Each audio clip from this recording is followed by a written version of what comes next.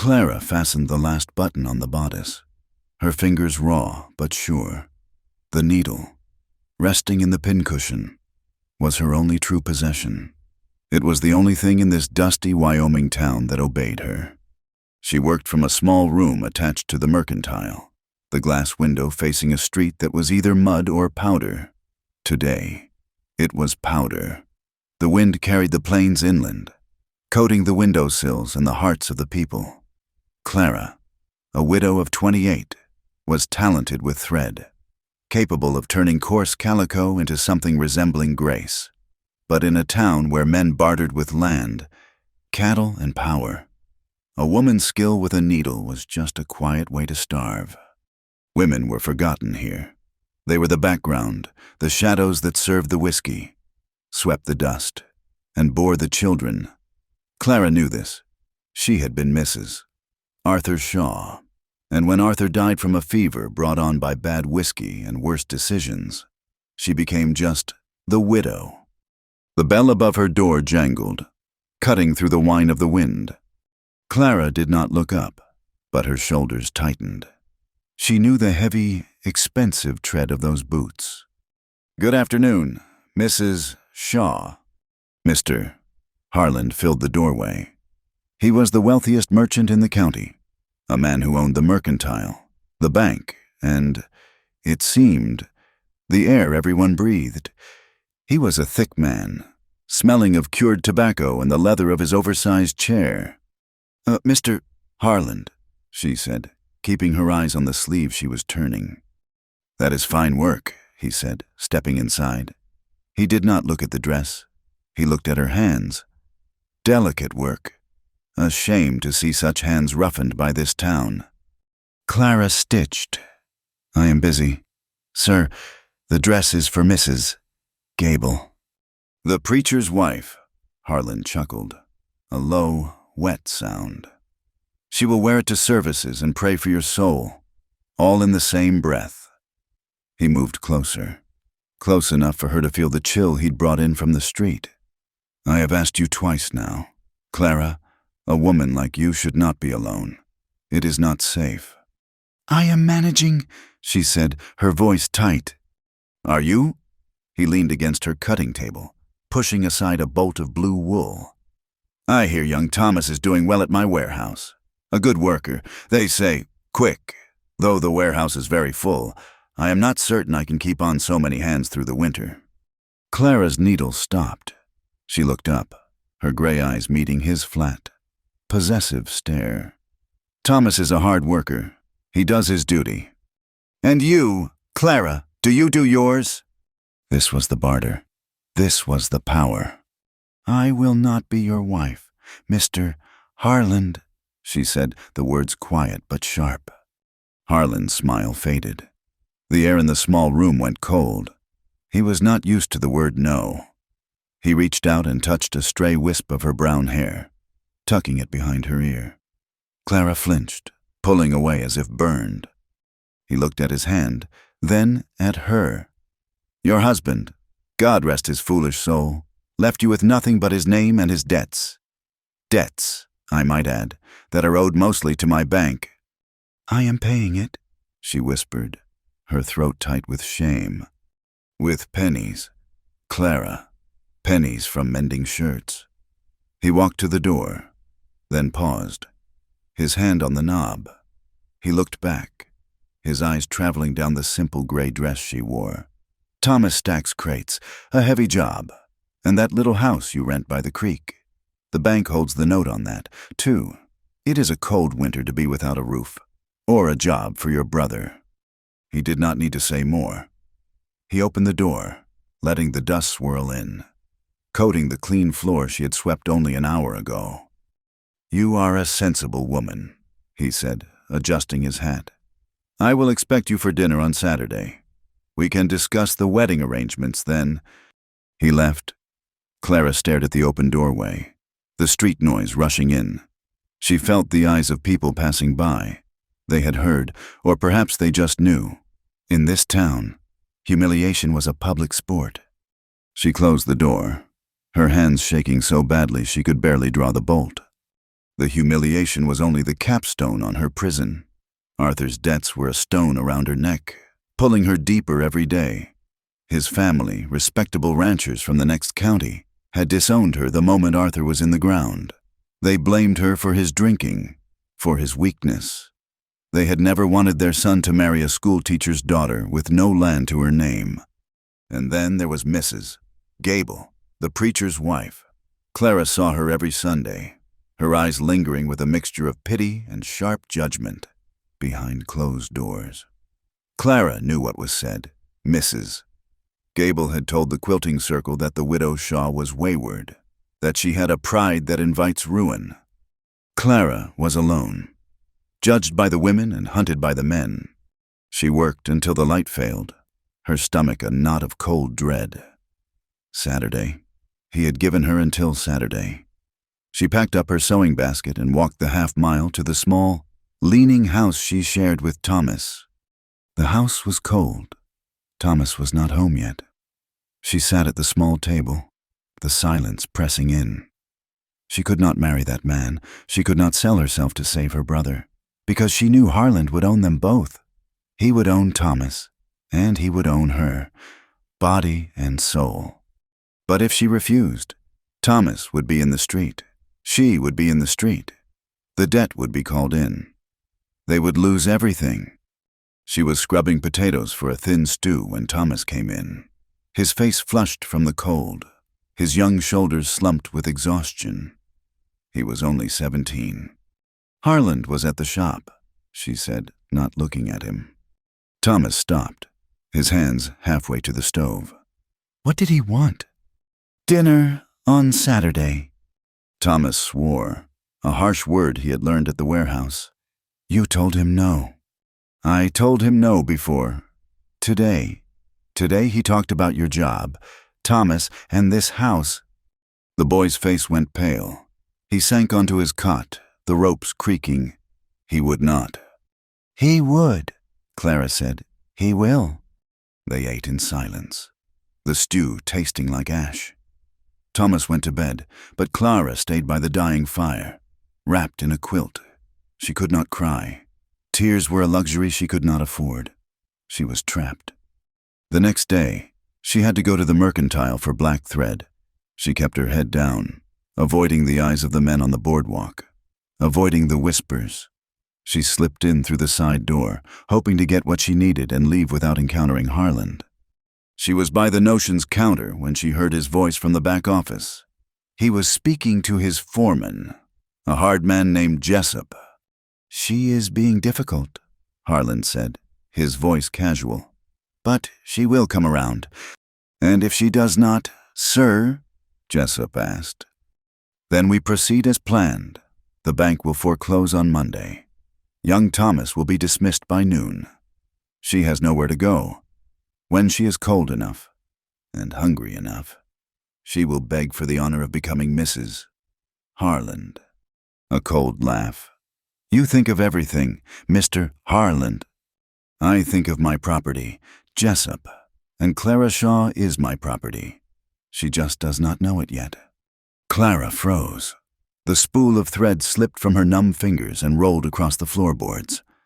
My property. She backed away, silent as a ghost, and slipped out of the store.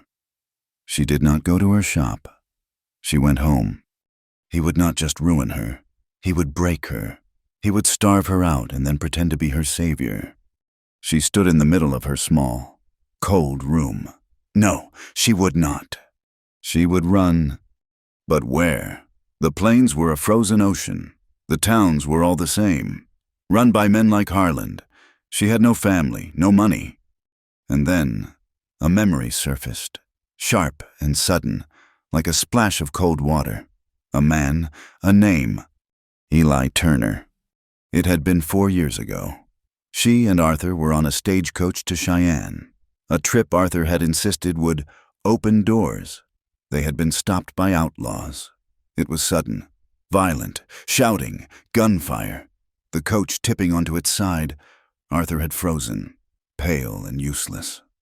But another passenger, a cowboy who had not spoken 2 words the entire trip, had moved like lightning. He had pulled her free of the wreckage just as the robbers set the boot on fire. He was tall, quiet, and moved with a competence that fascinated her. He had a gun, but he used it to drive the men off, not to kill. He had pushed her behind a rock, told her to stay down, and handled the fight. When it was over, he had simply righted the coach, calmed the horses, and helped the driver. He had looked at Clara once, his eyes a strange color, almost gray-blue, and asked, "Are you harmed, ma'am?" She had shaken her head. He had nodded, turned away, and that was that. She had learned his name from the driver. Eli Turner, a man who kept to himself, lived up in the Laramie Mountains, trapped or hunted. No one was sure. He had saved her. He had not asked for anything. He had not looked at her like Harlan did. He had just helped. Over the years, when her life with Arthur grew thin and cold, she had thought of that man. A year ago, deep in her widowhood, she had even written him a letter, a foolish, desperate thing. "Dear Mr. Turner, you will not remember me, but," she had asked if he ever needed mending, if he needed supplies. She had never sent it. She ran to her trunk, underneath her mother's Bible. The letter was still there, the ink faded, the paper soft, on the envelope. She had written his name, and the location the stage driver had mentioned. Eli Turner, High Canyon, Laramie Peak. It was not a plan. It was madness. It was winter. The mountains were deadly. But staying was worse. She moved with a sudden, desperate energy. She took the saddlebags that had been Arthur's.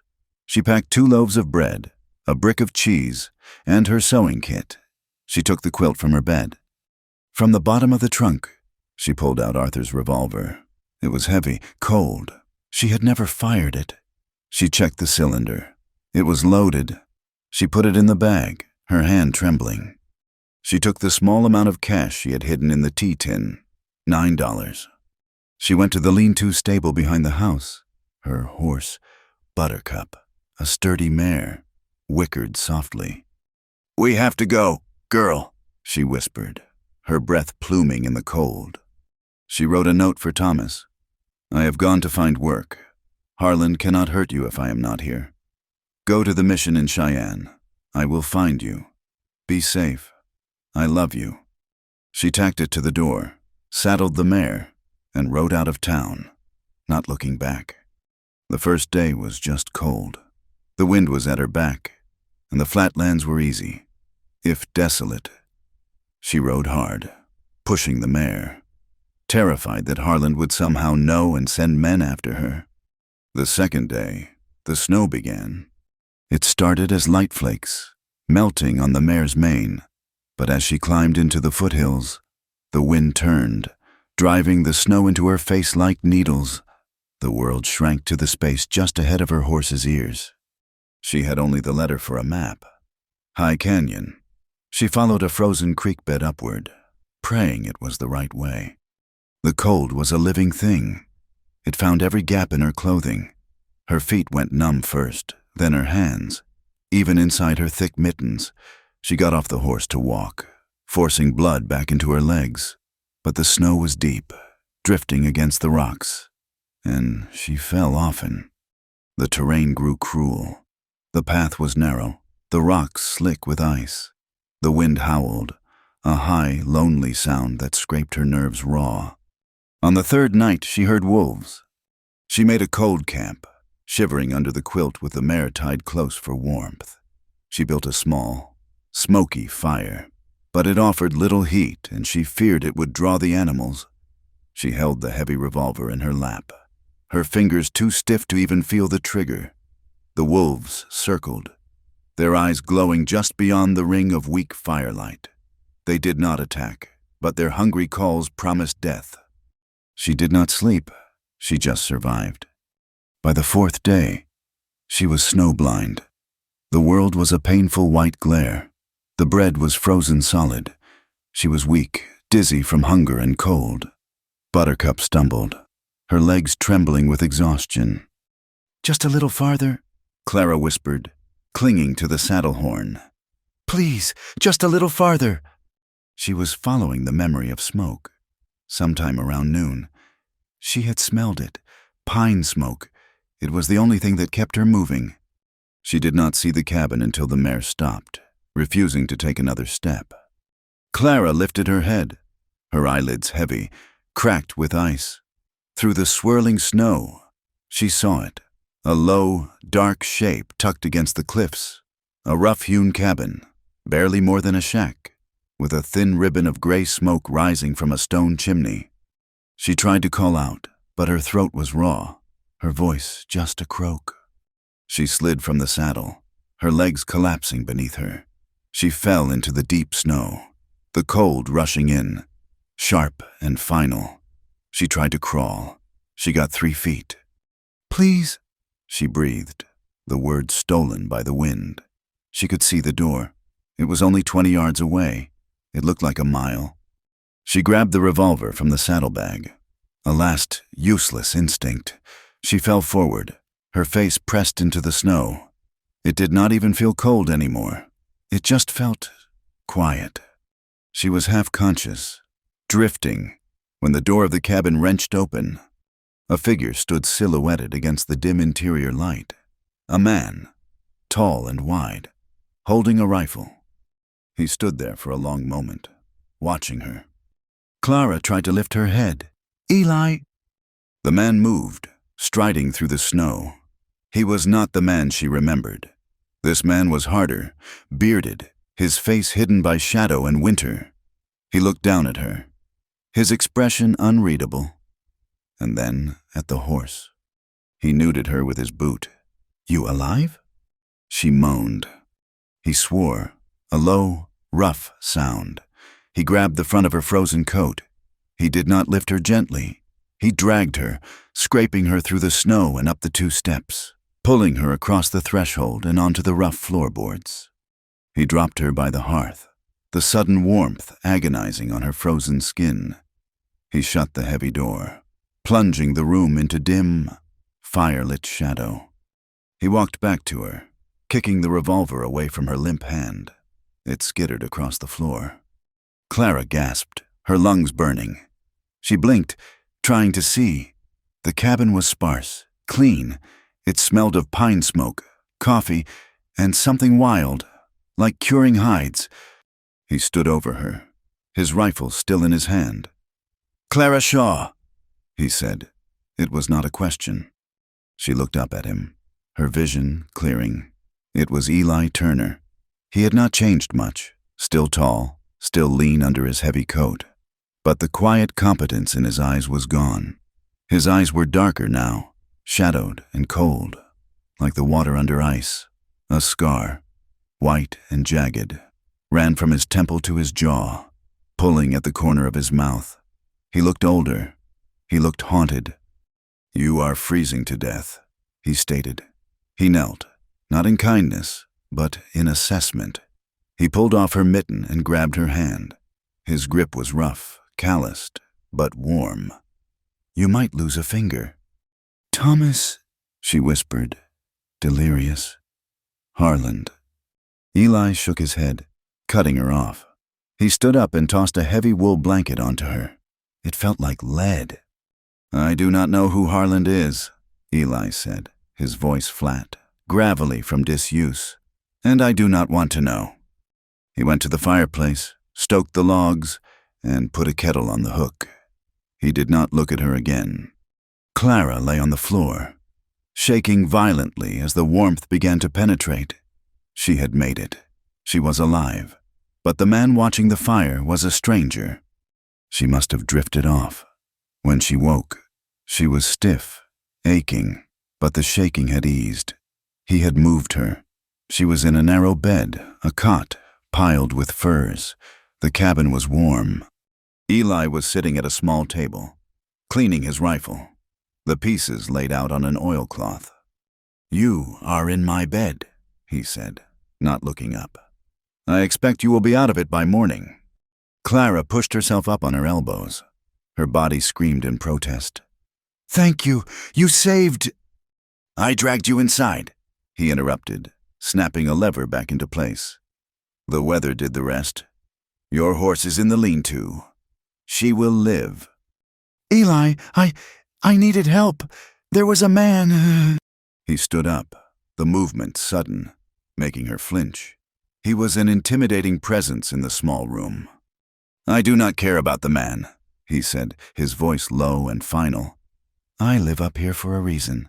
Mrs. Shaw, I do not want company, and I do not want trouble. He picked up the kettle. You can stay 2 days, long enough for the storm to break and for you to get your strength. Then you ride back down the mountain. I cannot go back, she pleaded, her voice cracking. You do not understand. I understand that you are here, he said, turning to face her. The firelight caught the scar, making it look raw. His eyes were empty of the man she remembered. 2 days, no more. I will not have Harland, or whoever else, bringing their fight to my door. He poured hot water into a cup. You brought the trouble. You will take it back with you. The next morning, the cabin was a cage of gray light. The storm had not broken. It had settled, digging in for a long siege.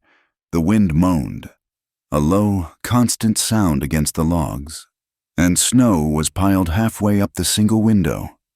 Clara was awake before him. Though she had not truly slept, she had dozed in the cot, her body aching, her skin still tingling from the agonizing thaw. The 2-day limit felt like a death sentence. Eli rose from his bedroll by the fire, a dark shape unfolding in the gloom. He moved without a sound, adding logs to the hearth. He did not look at her. He pulled on his heavy coat and boots, took his rifle, and went out, the door slamming shut against the white world, leaving her in silence. She stood, her legs shaking. She was weak, but the desperation that had driven her up the mountain was stronger than the fatigue. She would not be sent back. She looked around the cabin. It was a man's space, brutal in its simplicity. A table, 2 chairs, the cot, his bedroll. A dry sink held a single tin plate and cup. Animal hides were stacked in a corner, cured and stiff. It was clean, but stark. When he returned, his beard and hat caked with snow, he found her on her knees by the hearth, stirring the embers, a small pot of coffee she had found sitting near the heat. I cannot go back, she said, her voice hoarse but firm. She did not look at him. That is not my concern, Eli said, knocking the snow from his hat. I will not be a burden. She finally turned, meeting his cold gaze. I can work. I can earn my keep until the spring thaw. He gave a short, hard laugh. Spring? You think you are staying until spring? I have to. She pushed herself to her feet, holding the wall for balance. I can cook. I can clean this place properly. You're mending. She pointed to a tear in the coat he had just shed. It is a mess. I am a seamstress. I can fix it. She walked, unsteady, to the far wall, where a dark patch of damp stained the logs. That roof is leaking. The chinking is failing. I can mix clay and grass. I can fix it. Eli watched her, his face a mask. He had seen this before. A desperate person, making promises they could not keep, bringing their lowland troubles to his mountain. I do not need a seamstress, he said. And I cannot go back to Mr. Harland, she shot back, her voice rising with the first crack of genuine fear. He will find me. I will not let him. I will die up here first. The silence stretched. The only sound was the fire hissing and the wind shrieking. Eli looked at the leaking wall. He looked at the torn coat. He looked at her, frail and shivering, but with a fire in her gray eyes he had not expected. He was trapped, and he knew it. He could not throw her out into that storm. It would be murder, plain and simple. But letting her stay was another kind of danger. Fine, he grunted, the word torn from him. You cook, you mend, you stay out of my way. He sat at the table, turning his back to her, and began cleaning his rifle. The bargain was struck. The 2 days passed, and a week followed. The storm did not break. It buried them. The snow rose above the windowsill, plunging the cabin into a perpetual twilight. The world outside was gone, erased by a howling whiteness. Eli was forced to rig a rope line from the cabin to the lean-to where the horses were kept, just to feed them without getting lost in the blizzard. The world shrank to the 20 yards of rope and the 4 walls of the cabin. Their lives fell into a tense, silent rhythm. He would go out in the brief lulls to check his traps or hunt, returning hours later, a frozen specter, often with nothing. She cooked what they had, which was mostly dried beans, salt pork, and the strong, bitter coffee. Their supplies were dwindling. The reality of being snowed in, truly trapped, settled on them like the snow itself, heavy, cold, and suffocating. Clara mended his clothes. She worked by the firelight, her small sewing kit open on her lap. She patched his shirts, stitched the lining of his coat, darned his heavy socks. Each stitch was a small anchor, a way to prove her worth, a way to keep her hands busy and her mind from shattering. He rarely spoke. He would sit for hours, staring into the fire, his thoughts 1,000 miles away, in a place she could not go. When the storm finally paused, the sky clearing to a painful, bright blue. The silence inside the cabin only deepened. The snow was piled in 10-foot drifts. Escape was impossible. Eli took his axe and went to the woodpile, which was nearly buried. Clara watched him from the small, frosted window. He had shed his coat and his heavy wool shirt, working in just his undershirt. The cold be damned. The steam rose from his shoulders as he swung the axe, the motion fluid and powerful. The man she remembered from the stagecoach was lean, quick. This man was hard, forged by the mountain and his own bitterness. The muscles in his back and arms coiled and released, each thunk of the blade biting into the frozen pine. He was all sharp lines and coiled strength, and he seemed utterly alone, a man at war with the wood, the snow, a world that had scarred him. She remembered the feeling of his gaze on her 4 years ago, brief, protective. Now, he refused to look at her at all.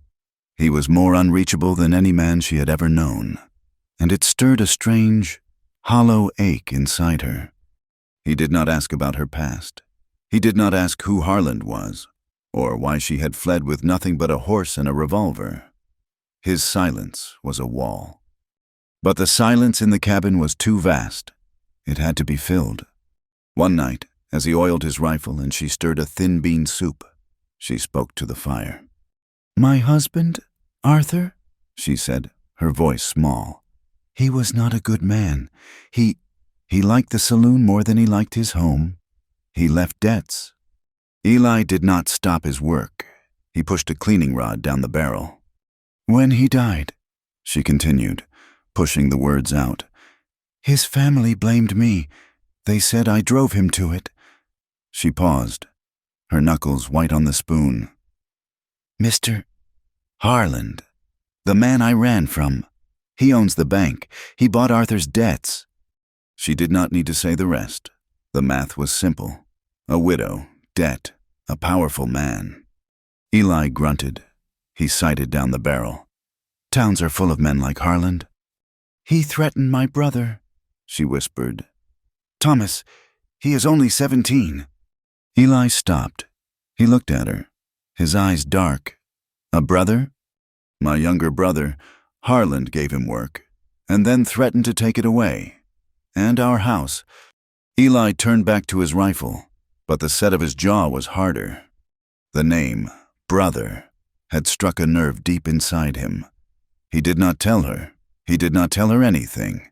But as he sat there, the smell of gun oil and bean soup filling the cabin, he was not seeing the fire. He was seeing a gallows, stark against a prairie sky.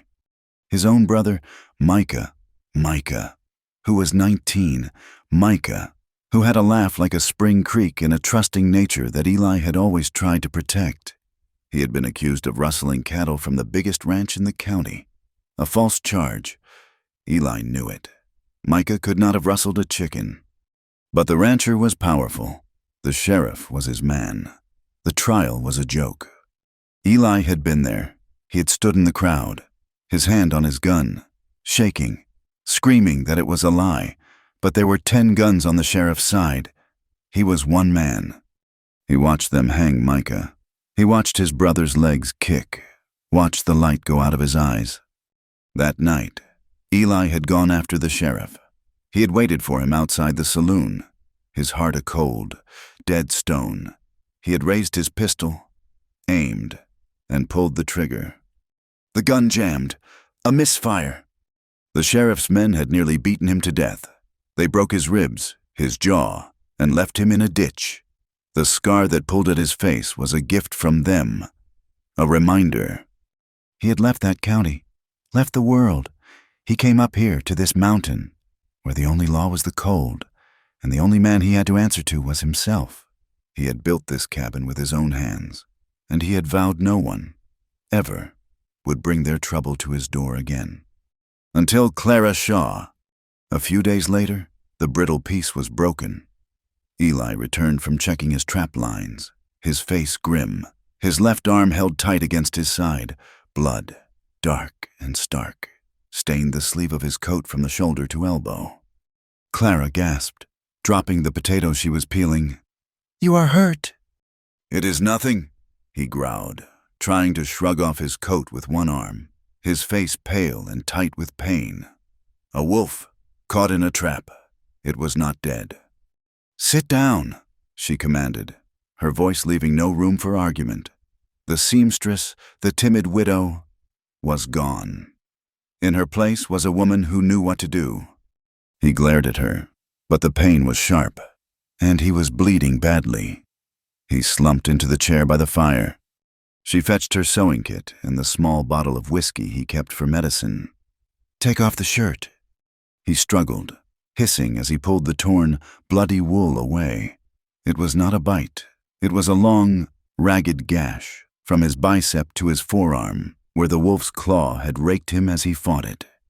"Hold this tight," she said, pressing a clean rag against the worst of it. She threaded a fine needle with strong thread, her hands steady. She poured whiskey over the wound, and Eli inhaled sharply, his whole body tensing, but he made no sound. "This will hurt," she said quietly. "Just do it." She began to stitch. Her touch was light, precise. She was closing the raw, open flesh, her small, sure movements a stark contrast to the brutal, ragged wound. The cabin was silent except for the pop of the fire. Clara was bent over his arm, her hair falling forward, brushing his skin. He could smell her, a scent of soap and wood smoke, a clean, female scent that he had not been this close to in years. He watched her nimble fingers, the way her brow furrowed in concentration. She was close, too close. He could feel the warmth of her body, see the pulse in her throat. When she finished, she tied off the thread and began to wrap the arm with clean strips of cloth. Her fingers lingered on his skin for just a second too long. He looked up, and his eyes met hers. The air in the cabin shifted. It became thick, heavy. The memory of the stagecoach, the protective feeling he had felt for her, rushed back, mixing with the raw, lonely desire he had been fighting for weeks. She was not just a burden. She was a woman. She pulled her hand back, her face flushing. "You should rest it," she said, her voice suddenly breathless. He just stared at thank you. That night, the tension held. They ate supper in silence, but it was a different kind of silence. It was loud, vibrating with what had passed between them. Clara went to her cot, but she could not sleep. She was restless, her skin alive. She felt his eyes on her, even when he was not looking. Later, long after the fire had burned down to embers, she began to cry. She tried to smother it in the rough blanket, but the cabin was too small. The sound was thin, a broken gasp. She was crying for her lost home, for her brother, for the humiliation Harland had heaped on her, but mostly, she was crying because of the look in Eli's eyes. She had seen desire there, But she had also seen something that looked like anger. She felt a shadow fall over her. Eli was standing by the cot. "What is it?" he asked, his voice rougher than usual. She sat up, wiping her face, ashamed to be caught. "Nothing. I am just tired." "You are crying." "It does not matter," she whispered, turning away. He reached out, his hand hovering, then falling to his side. "Tell me." The simple command broke her.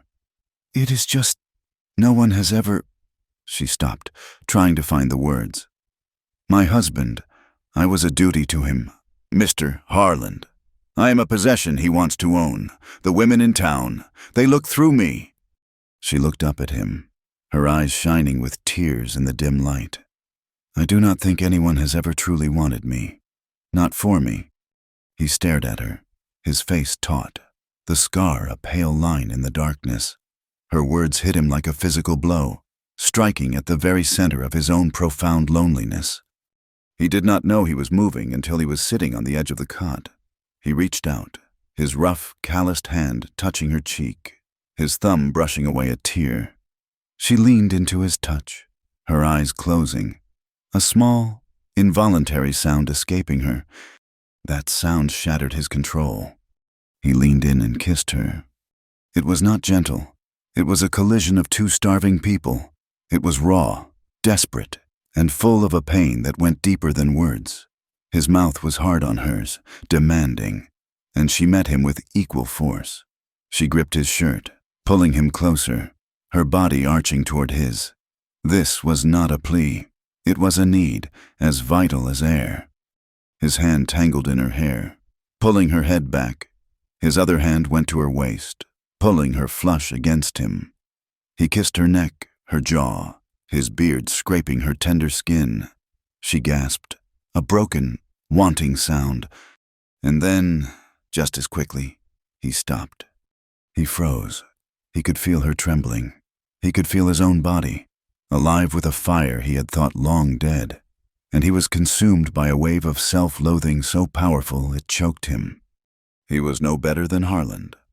He was taking advantage of her, a weak, desperate woman, trapped in his cabin, dependent on him for survival. He was using her pain to feed his own. "No!" He ripped himself away from her, stumbling to his feet. He was breathing hard, his hands clenched into fists. Clara stared at him, her lips parted, her eyes wide with confusion and a raw, naked hurt. "I cannot!" he snarled, the words sounding like a curse. He looked at her, and his face was a mask of guilt and anger. "I will not!" He grabbed his heavy coat from the peg, wrenched open the cabin door, and walked out into the frozen night, slamming the door behind him. Clara sat alone in the darkness, the cold air washing over her. The kiss had been fire, and his rejection was ice. It was worse than anything Harland had ever done. Harland wanted to own her. Eli did not seem to want her at all. She wrapped her arms around her knees, her body still humming from his touch. She felt disgusted, foolish, and more alone than she had ever been in her life. She had offered the one thing she had, her true, broken self, and he had thrown it back in her face. She buried her face in the blanket and cried, the sobs silent and agonizing, blaming herself for being so weak, for wanting so much, for being, in the end, so utterly unwanted. Eli made it to the lean-to, the brutal cold hitting him like a physical blow. The horses shifted nervously in the dark. He did not care. He welcomed the pain. It was a righteous punishment. He slid down the rough wall, his head in his hands. He was shaking, not from the cold, but from the desire he still felt, and the shame that came with it. He had almost done it. He had almost taken her, this woman who had come to him for protection. The image of his brother, Micah, flashed in his mind. Innocent, trusting, destroyed by men who took what they wanted. Eli saw himself, and he saw them, the same animal. He fumbled in the hay until his hand found the cold glass of a bottle.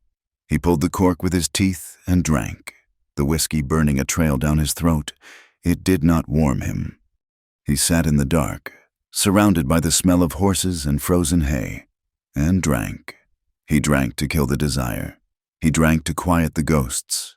He drank to fight the man he was terrified of becoming, the man who had kissed Clara Shaw, and the man who, God help him, wished he had not stopped. The morning after was a new kind of cold. Eli came back into the cabin just before dawn, smelling of whiskey and the frozen dark of the barn. He did not look at Clara. He did not speak. He kicked the snow from his boots, threw the empty bottle into the kindling box, and put new logs on the fire, his movements sharp and angry. Clara was already on her cot, her back to him, pretending to be asleep. She had not slept. She had lain there, feeling the heat of his kiss on her lips turn to the ice of his rejection. She felt branded by her own shame. She had been weak, and he had seen it. He had seen her desperation, and it had disgusted him. They did not speak for 3 days. The storm, which had promised to break, doubled back on itself, unleashing a fresh fury. The wind no longer moaned. It screamed. Snow piled up against the door, a solid white wall that had to be shoveled free every few hours just to keep them from being entombed. The small world of the cabin shrank, the gray light from the one snow-choked window growing dimmer, the shadows in the corners deepening. This was cabin fever. It was a poison. It was the silence. The silence was a third person in the room, a heavy, cold specter that sat between them at the small table. Every sound was magnified. The drip, drip, drip of the leaking roof where the chinking was failing. The scrape of Eli's knife as he carved a piece of wood into nothing. The shavings piling at his feet. The scrape of Clara's spoon in the near-empty bean pot.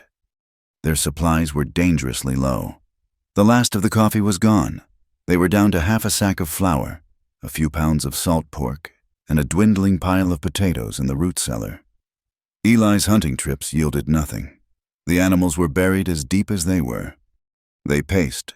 Eli would stand, walk the 3 steps to the window, stare at the blinding white, and walk the 3 steps back to the fire.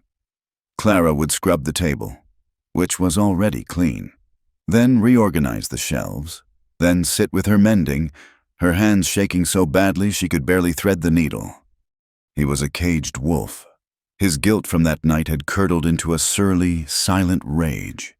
He was angry at her for being there, angry at himself for wanting her, angry at the snow for trapping them. Clara was a ghost, flinching every time he moved, her face pale, her eyes large and haunted.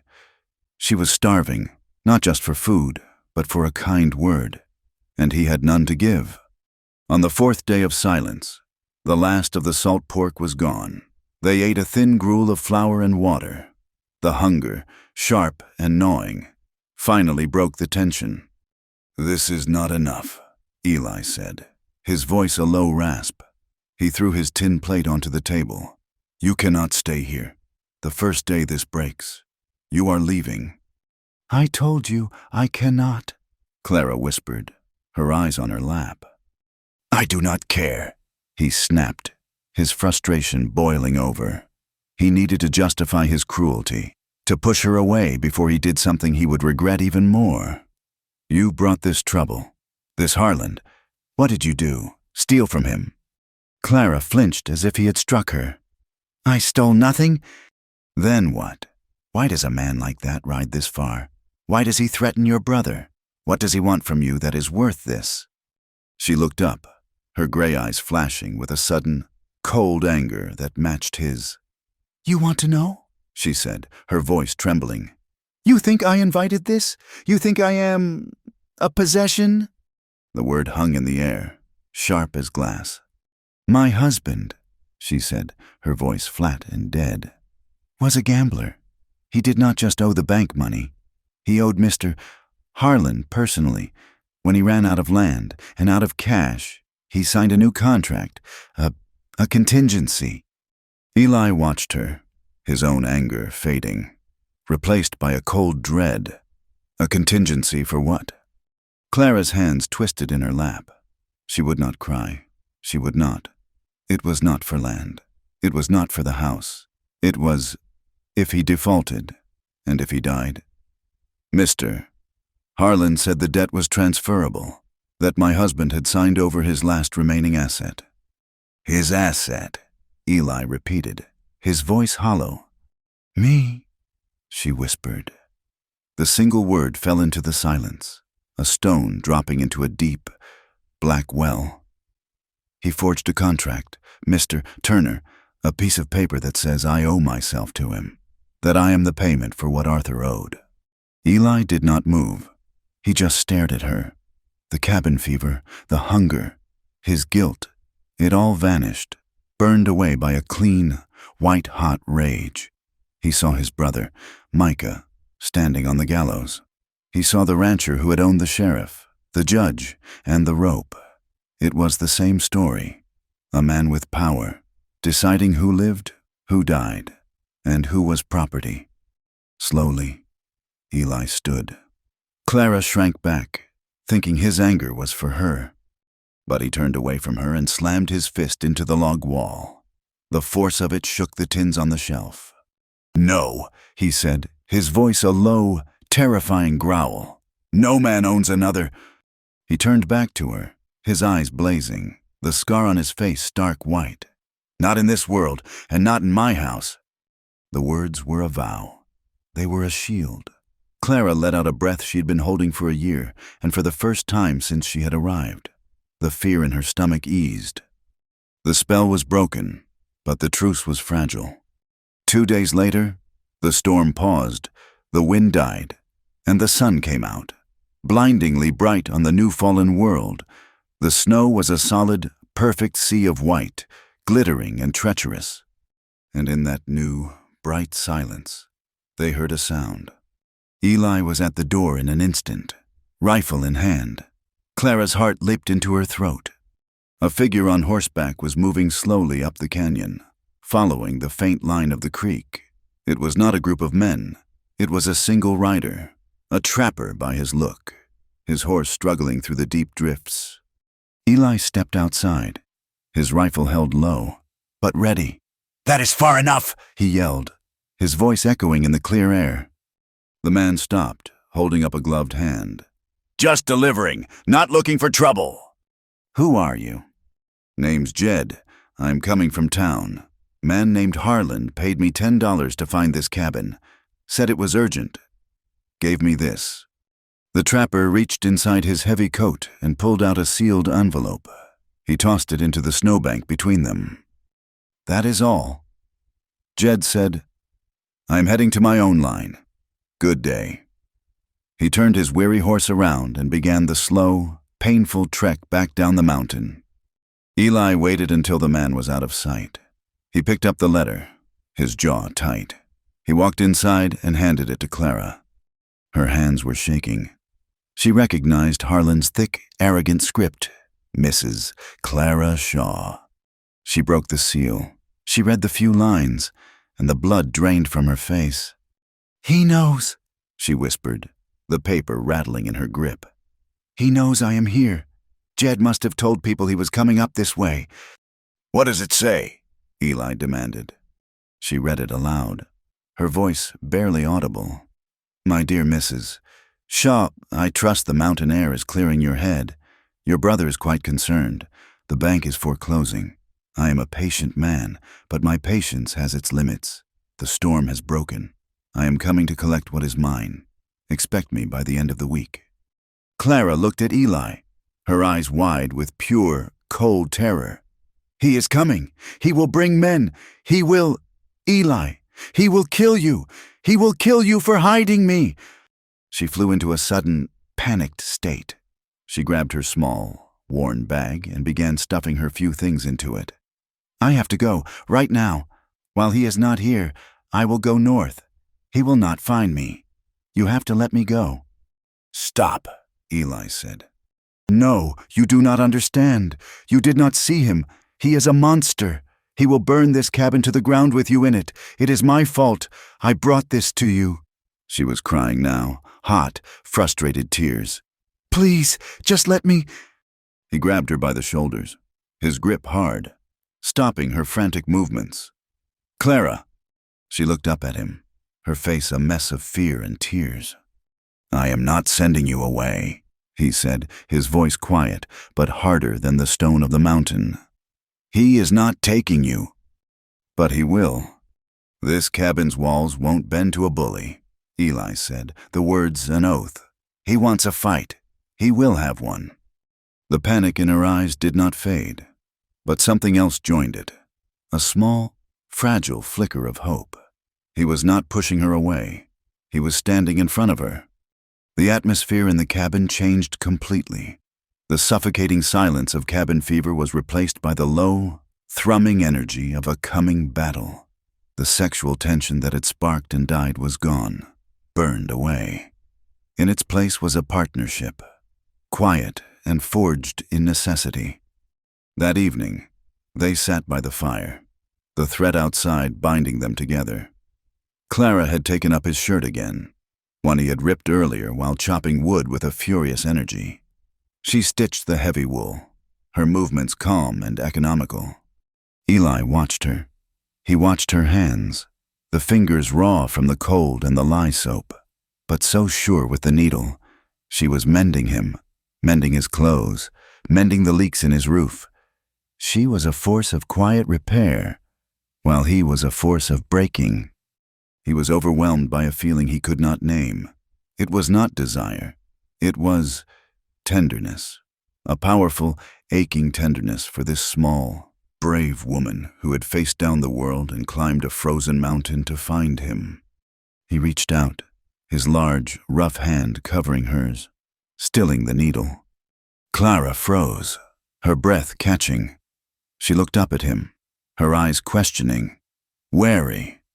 He just looked at their hands, his scarred and stained from hunting and work, hers calloused but pale. He held her hand for a long moment, the warmth passing between them. A silent promise, but the memory of that kiss, of his loss of control, was still a wall between them. He was terrified of that feeling. He was terrified of being the kind of man who takes. He was a protector, not a lover. He could be one or the other, not both. He pulled his hand back as if burned. He cleared his throat and stood. I will check the perimeter. We need more wood. He left, and Clara watched him go. The empty space where his hand had been feeling colder than the air. He would fight for her. He would die for her. But he would not touch her. That night, the coming fight infected their sleep. Eli did not take his bedroll, but slept sitting up in the chair by the door, his rifle across his lap.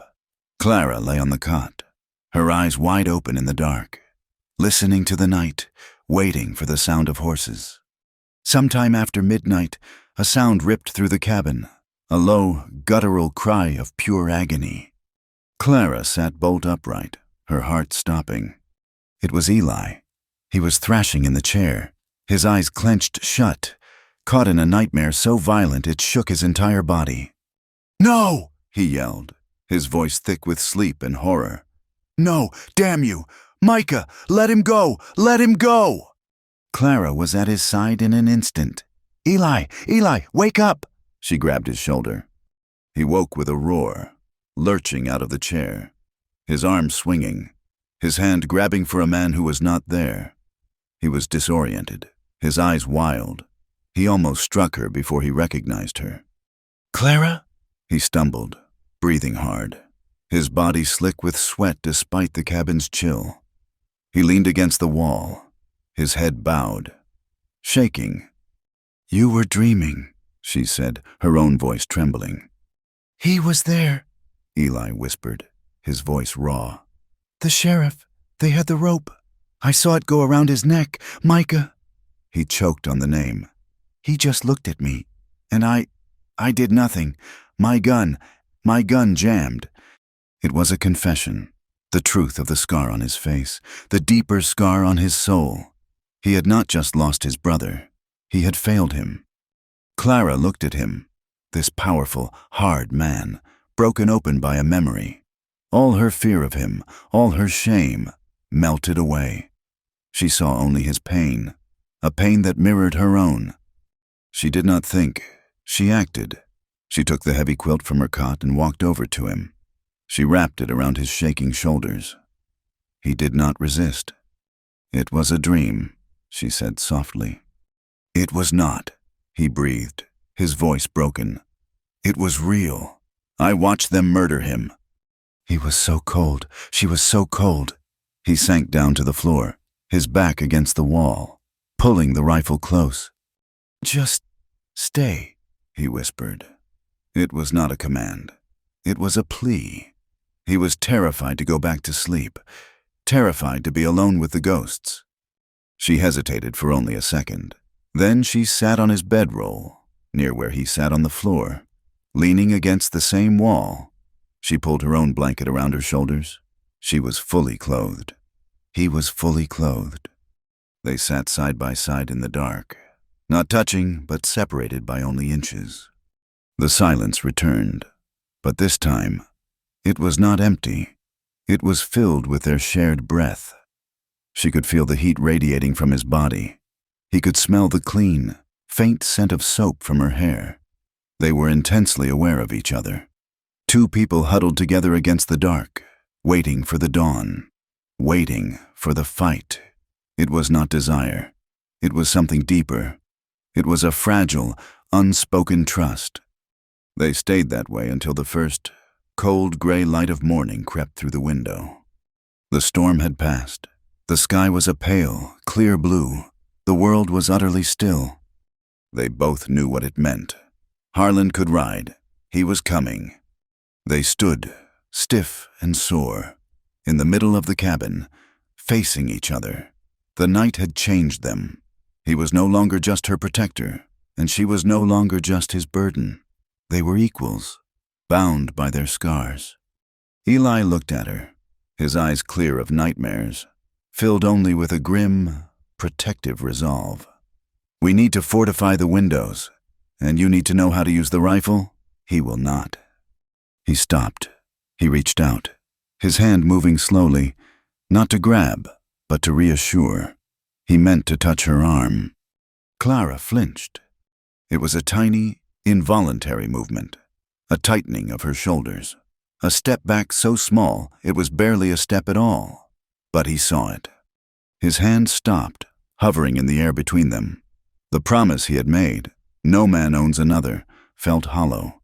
He was offering to protect her, but he was still a man, and she was still afraid of a man's touch. "Clara?" he asked, his voice rough with confusion. She looked at his hand, then at his face. She saw his confusion, his hurt. He had confessed his deepest wound to her. She had to show him hers. He had to understand, truly understand, what he was fighting. He had to know why Harlan could not be allowed to touch her. She took a shaky breath. "Before you plan this fight," she said, her voice trembling, but low and steady. Before you risk your life for me, you have to see." She stepped back, giving herself space.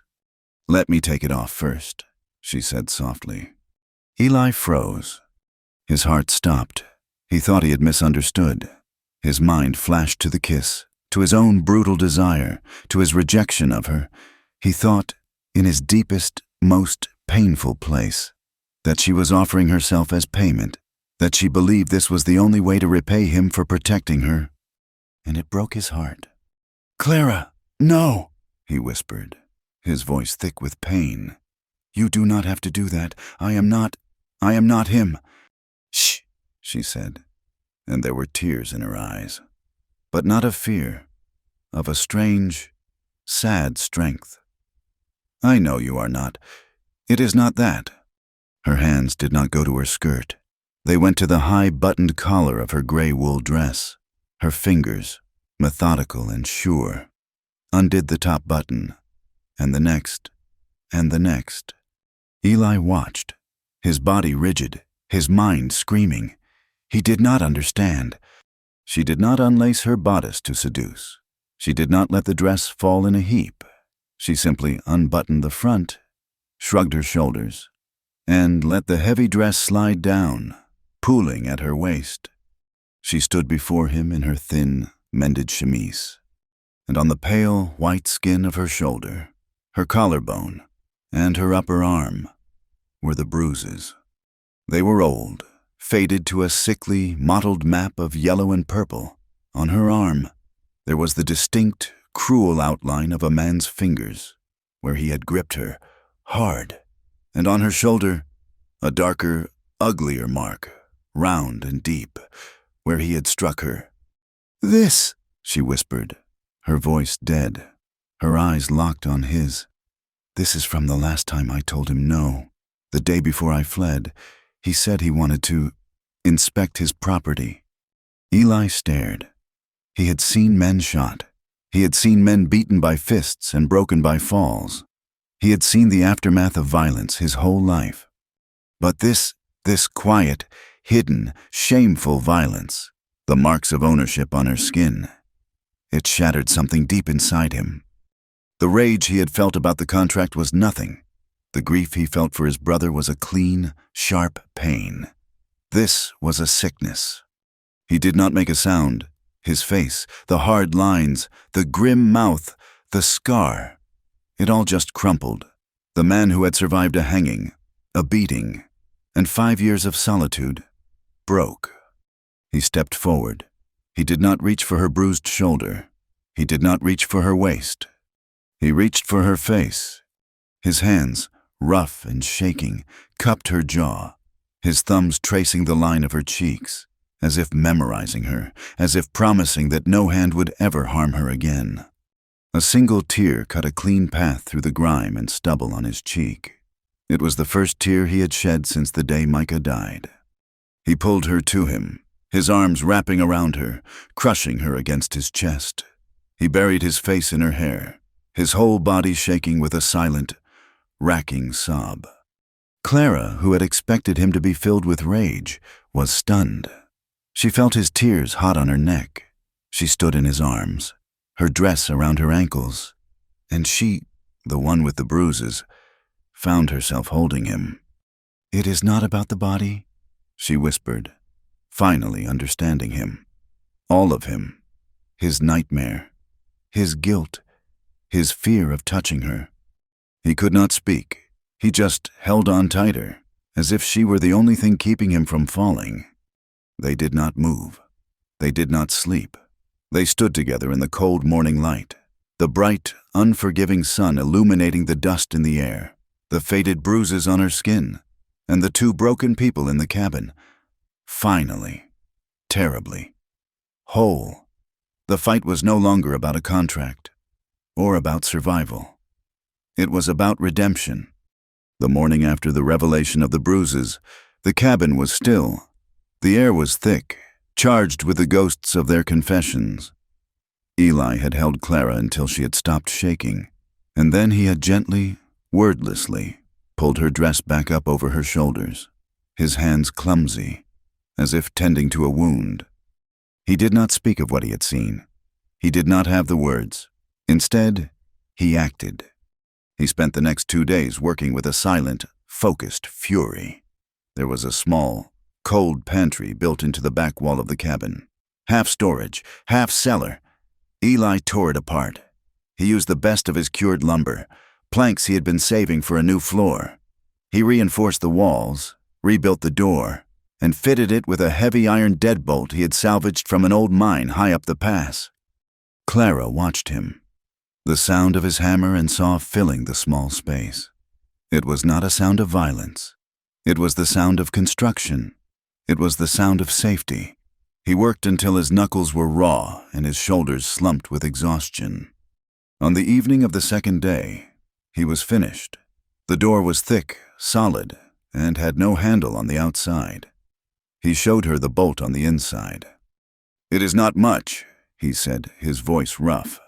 "But the logs are thick. A bullet will not pass through if he comes, if he gets inside. You go in there. You lock that." He pressed something cold and heavy into her palm. It was a key, large and iron. "This is for the lock on the outside," he explained, pointing to a heavy padlock he had affixed. "When you are in town, or When we are hunting, you keep your things in here, your valuables. He cannot get to them." Clara looked at the key, then at him. Her eyes welled with tears. "No one," she whispered, her throat tight. "No one has ever built me a door." Eli's jaw tightened. He looked away, toward the fire. "They should have," he muttered. That small, locked room changed everything. It was a physical manifestation of his promise. It was hers. The barrier of fear and shame that had separated them was gone, replaced by a deep, quiet partnership. They began to live as a team, not as a man and a woman trapped, but as two people with a single purpose: survival. The rigid lines of his work and her work blurred. When he went to check his snares, he no longer left her behind. He took her with him, teaching her how to read the tracks in the snow, how to spot a rabbit's run. She, in turn, showed him how to mix a finer paste of clay and dried grass, and together they re-chinked the leaking wall, their hands working side by side in the cold mud. They ate their meager meals together at the table, not in silence, but in quiet conversation. They spoke of the land, of the winter, of small things, but the small things slowly opened the door to the large ones. One evening, they were cleaning their weapons by the fire. She was wiping down the revolver she barely knew how to use, and he was carefully oiling the mechanisms of his rifle. His nightmare about his brother, Micah, had hung in the air between them for days. "You said, in your sleep," Clara began softly, "that your gun jammed." Eli stopped his work. He stared at the rifle piece in his hand as if seeing it for the first time. The firelight played across the jagged scar on his face. "It did," he said, his voice flat, hollow. Micah was 19. He never hurt a soul, but he crossed paths with the wrong man, a man who owned the county, and he was accused of rustling. He told her the story he had never spoken aloud. He told her about the trial, the scorching heat of that day, the sound of the new wood being hammered into a gallows. "I was in the alley behind the saloon," he whispered, his eyes distant, seeing a dusty street instead of the cabin floor. "The sheriff came out, drunk, laughing. I had him. He was 10 feet away. I raised my pistol, aimed dead center." He held up his hand, his finger crooked, as if pulling a trigger. "Click," he said. The sound was sharp in the quiet cabin. Just a click, a bad cap, a misfire. He looked at Clara, his eyes filled with a self-loathing that was decades old. He turned. He did not even know how close he was. His deputies, they found me. They used their boot heels, gave me this. He touched the scar on his face. By the time I could walk, Micah was in the ground. I had one shot to save my brother, and my gun jammed. Clara put down the revolver. She did not offer him words of comfort. She did not tell him it was not his fault. She knew, better than anyone, that fault was a useless word. Instead, she reached out her hand, slowly, and laid her fingers against the rough, white scar on his jaw. He flinched, but he did not pull away. He closed his eyes, his whole body tense, as she traced the line of his failure. It was the first time he had let anyone touch it. Her fingers were not a gesture of pity. They were a gesture of understanding. "I see your wound," they said. "It is just like mine." He took a ragged breath and covered her hand with his, pressing her palm to his face. The very next afternoon, their fragile peace was tested. They were outside, splitting the last of the dry logs from the woodpile, when Eli suddenly froze. He grabbed Clara's arm and pulled her, hard, into the shadows of the lean-to. "Do not move," he hissed, his hand clamping over her mouth. "Do not breathe." She heard it then. Voices, men, riding up the canyon. They were loud, rough. These were not Harlan's men. 3 riders passed not 50 yards from the cabin. They wore scraps of old uniforms, their face bearded and grim. They were arguing over a stolen brand. "Road agents," Eli whispered in her ear, his breath warm. "Deserters," They would kill us both for the flour in that cabin. One of the men stopped, looking up the slope, his eyes seeming to sweep right over the lean-to. Clara's heart hammered so hard she was sure he could hear it. Eli's grip on her tightened, his body a shield in front of hers. The man spat in the snow, shrugged, and kicked his horse onward, following the others up toward the pass. They waited, frozen, until the sound of the hooves faded completely. Only then did Eli let out his breath, his hand falling from her mouth. They sagged against the rough wood of the barn. The casual, passing danger was almost more terrifying than Harland. "This mountain," Eli said, his voice unsteady. "It does not care who you are. It will kill you just the same. Harland is just one kind of wolf." Clara looked at him. He had not just been hiding her from a merchant. He had been hiding her from the entire, lawless frontier. That night, the cabin felt different. The shared danger had drawn a new, invisible line, pulling them closer. They sat by the fire, the tension from the afternoon still thrumming between them. They had survived another day. Eli was staring into the flames, his profile hard, the weight of the coming fight settling on his shoulders. Clara looked at him, seeing all of him at once, the scarred man who had lost his brother, the protector who had built her a door, the man who had held her while he wept, the partner who had hidden her from outlaws. Her shame was gone. Her fear was gone. In its place was a feeling she did not recognize. It was not just gratitude. It was a deep, aching pull. He had saved her. He had seen her bruises. He had shared his deepest shame. There was nothing left to hide. She moved from her stool, kneeling on the fur rug beside his chair. He looked at her, his eyes questioning. "Clara?" She did not speak. She leaned in, her heart pounding, and kissed him. Eli froze. His entire body went rigid. This was the moment he had dreaded. He was the man who took, the man who used. His mind screamed at him to pull away, to be the protector, not the animal. But Clara did not pull back. She kissed him again, softly, her hand coming up to cup his jaw, right over the scar. It was not a desperate kiss, like the one in part 2. It was not a plea. It was a choice. "It is all right, Eli," she whispered against his lips. "I am here. I am not afraid of you." He did not stop her this time. He let out a shaky breath, a sound that was half surrender, half pain, and then he kissed her back. It was slow. It was cautious. It was the most terrified he had ever been. His hands, calloused and rough from the axe and the rifle, came up to hold her face, his touch so gentle he was almost trembling. He was afraid of breaking her, afraid of being the man she had flinched from. He kissed her as if he were drinking water after a drought, slow, savoring, afraid it would be taken away. This was not the fire of lust. It was the deep, slow warmth of recognition. He lifted her, his arms sliding around her back, and carried her the few feet to his bedroll by the fire. He laid her down on the furs, his eyes never leaving hers, asking a question he could not voice. She answered by unbraiding her hair, her fingers shaking slightly. She did not take off her dress. Not yet.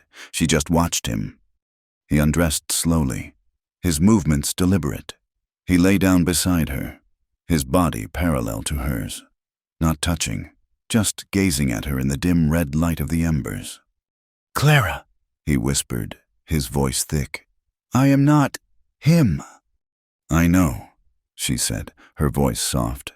"You are the man who built me a door." She reached for the buttons of her own dress, the same dress she had opened to show him her bruises. This time, her hands were steady. She let it fall open. He made love to her with a reverence that almost broke her heart. Every touch was a question. Every movement was cautious. He was learning her, mapping her body not with possession, as Harland would have, but with a kind of gentle wonder. And she, who had only ever known a husband's detached duty, was discovering her own body for the first time. She was not a possession. She was not a debt. She was a choice. Afterward, they lay tangled in the furs. The fire burned down to glowing coals. The cabin was silent, the world outside frozen and still. Clara spoke into the darkness, her voice muffled against his chest. I have never felt wanted before." Eli's arm tightened around her. "My husband," she whispered, the confession tasting like ash. It was a wife's duty, something he took when he was in his cups. And Mr. Harland, it was a debt, something he meant to collect. She burrowed closer, hiding her face. "I did not know it could be like this. I was always just used." Eli felt a cold, protective rage rise in him, but he pushed it down. That was not what she needed. He held her, stroking her hair. "This was not that," he said, his voice firm, a promise in the dark. "This was you and me." He kissed the top of her head. "You are not just a woman in my bed. Clara, you are safe. With me, you are safe." She cried then, a quiet, cleansing weep, and for the first time since she had left her home, she slept, truly slept, deep and dreamless, in the arms of the man who had become her home. Their new bond, forged in confession and sealed by the fire, was given only 3 days to live. The peace was shattered by a sharp knock. Eli was on his feet in an instant, the rifle in his hand. Clara pulling the blanket up to cover herself. "Eli, it is Jed, the trapper!" a voice called from outside. Eli opened the door a crack, his rifle still leveled. Jed stood there, his horse panting, his face pale and worried. "Jed, what is it?" "I am not looking for trouble. Eli, I swear, but I thought you should know." The trapper looked past him, saw the shadow of Clara by the fire, and looked away, embarrassed. "It is that man, Harland." Clara's blood went cold. "He is not coming alone," Jed said, speaking fast. "I saw them from the ridge. He is at the old way station down the canyon.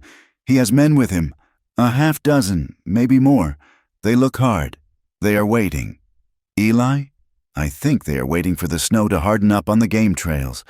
They mean business." Eli's face was grim. "Thank you, Jed." "Be careful, Eli. That is a bad bunch."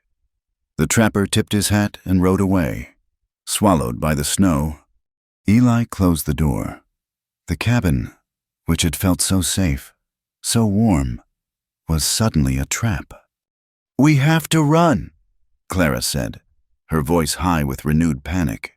She was already out of the bedroll, pulling on her dress. "Now, while they are waiting, we can go north, over the pass. He will not follow us in this." Eli shook his head, checking the ammunition in his rifle. "No." "What do you mean, no? He has 6 men. They will kill you." "We run now. We run forever," Eli said, his voice flat. "A man like Harland. He will not stop. He will hunt you. He will put a price on your head. We will never be safe." "But, Eli, it is not your fight. It is mine." He looked at her, his eyes dark, but steady. "I made it my fight when I built that door," he said. "This is where it ends. We stay." Clara stared at him, her panic warring with the absolute resolve in his face. He was right. Running was not living. "All right," she said, her voice shaking, but firming. "We stay, but I am not hiding in that pantry." A slow, grim smile touched Eli's lips. "I did not figure you would." He spent the rest of that day giving her agency. He was no longer just her protector. He was her teacher. He took her out into the blinding white snow. He pressed his own rifle into her hands. "This one is yours. It shoots true. I will use the shotgun." He taught her how to load it, how to brace it against her shoulder, how to breathe out before she squeezed the trigger. Her first shot was wild, the recoil knocking her back. "Again," he said patiently. "Do not aim for the man. Aim for the center. Do not think about who he is. You just think about this." He tapped the front sight. You think about surviving. She fired again, and again. The crack of the rifle echoed off the canyon walls. A warning. He showed her how to set traps, not just the rabbit snares, but deadfalls, heavy logs propped up, set with a tripwire. He showed her the weak points of the cabin, and the strong points. They will come from the front, in the open, he said. Or they will try to climb the rocks and come from the roof. You will watch the front window. I will take the door. And Clara. He took her by the shoulders, his grip tight. No matter what happens, you survive. She was no longer the timid widow from the dusty town. She was no longer just a seamstress. As she stood in the snow, reloading the heavy rifle, her face grim, her eyes cold. She was a woman of the mountain, and she was ready. The cabin was no longer a home. It was a fortress. Eli had used the last of his daylight hours to reinforce the door with iron bands from an old wagon wheel. He and Clara had shuttered the single window, leaving only a narrow slit, just wide enough for a rifle barrel. They had piled the firewood against the weakest wall, an extra layer of defense against bullets. The traps Eli had taught her to set were buried in the snow at the most likely approaches. Simple but brutal deadfalls and snares not meant for rabbits. A new storm had begun, thick and heavy. The snow fell in dense curtains, muffling the world in a white, suffocating silence. It was a blessing, Clara thought. It would slow Harlan's approach, but it was also a curse. It meant there was no escape. They were trapped, waiting. The waiting was the worst part. They sat in the dim firelit cabin, the air thick with the smell of pine smoke and their own fear. Eli was at the door, his shotgun across his knees, listening. Clara was at the window slit, the heavy rifle resting on the sill, its cold metal seeping into her skin. They heard the horses before they saw them, a dull thud, thud, thud in the heavy snow, a sound that did not belong to the mountain.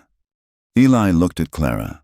His face was grim, his scar a pale line in the gloom. They are here. Clara's heart hammered against her ribs. She peered through the slit.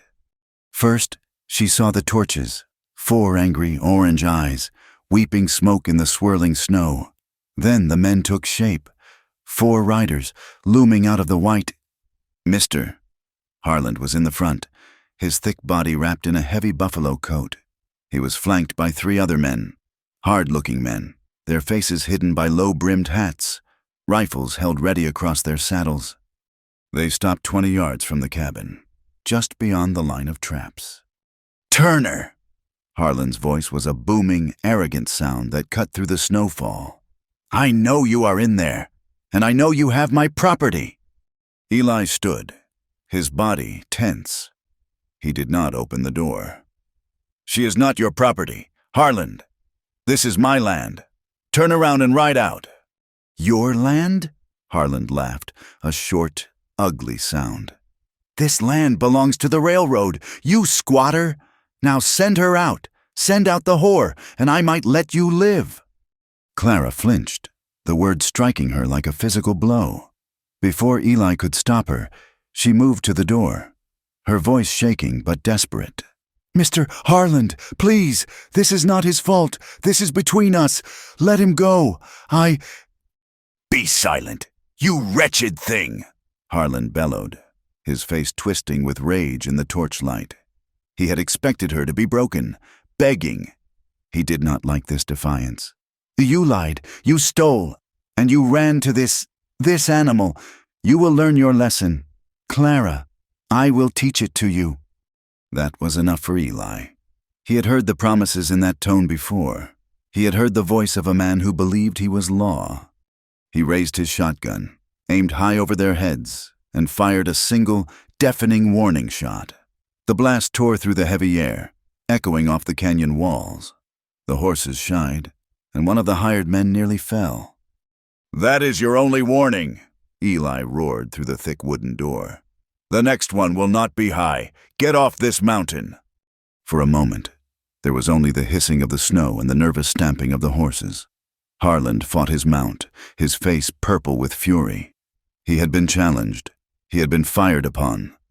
"You stubborn fool!" Harland snarled. He turned to the man on his right, the one holding the highest torch. "She will not come out? Then we will smoke her out. Burn the barn. Burn his horses. Let him see what it means to defy me." The man nodded, kicked his horse, and began to ride toward the small lean-to barn where Buttercup and Eli's own gelding were sheltered. "No!" Clara screamed, her hand on the rifle. Eli knew he could not let that happen. The barn held his tools, his winter feed, and their only way off this mountain. He threw the bar off the door and burst outside, the shotgun leveled. "Get away from the barn." He fired the second barrel, this time at the man. The buckshot peppered the horse's flank and tore at the man's leg. The man screamed, dropping the torch into a snowdrift, and reeled back. The other two hired men opened fire instantly. Bullets ripped through the air. They thudded into the logs of the cabin, sending splinters flying. Eli dove behind the heavy woodpile, the snow spraying up around him.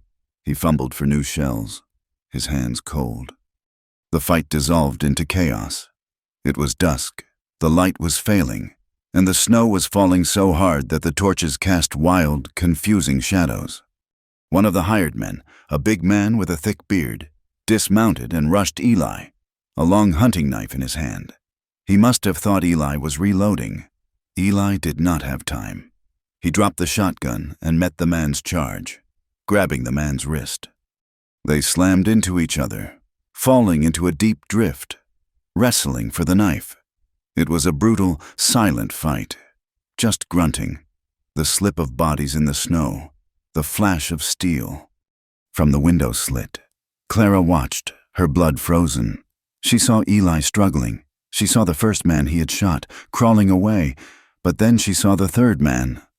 He was moving, flanking, his rifle raised. He was not aiming at the cabin. He was moving to get a clear shot at Eli, who was on the ground, his back exposed, fighting for his life. Clara lifted the rifle. Her hands were shaking so badly she could not hold the sight steady. "Breathe out. Squeeze." Eli's voice was in her head. She put the man's dark coat in her sight. She held her breath. She squeezed the trigger. The rifle bucked against her shoulder, the sound flat and final. In the snow, the man grunted. He stopped, stood straight up for a moment, as if surprised, then crumpled, his rifle falling from his hands. He did not move again. Clara gasped, dropping the rifle, her stomach turning. She did not have time to think. The torch, dropped by the first man, had landed in a pile of dry hay that had spilled from the lean-to. The small flame, fanned by the wind, touched the dry wood of the barn. It ignited. The flames licked up the side of the building. A sudden, hungry roar. In the falling snow, the fire looked wrong. A violent, orange tear in the white world. Inside, the horses began to scream. Harland, who had stayed back, watched all of this. He saw Eli on the ground with one man. He saw the second man fall, and his eyes traced the shot back to the cabin window. He saw the barn ignite. This was his chance.